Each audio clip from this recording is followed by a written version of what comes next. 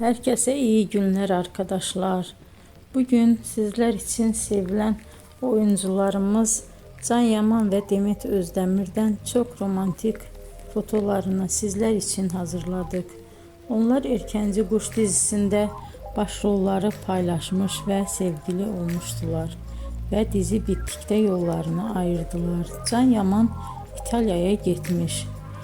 Orada yeni dizide rol almış. Arkadaşlar biz de sizler için onların en romantik karelerini hazırladık.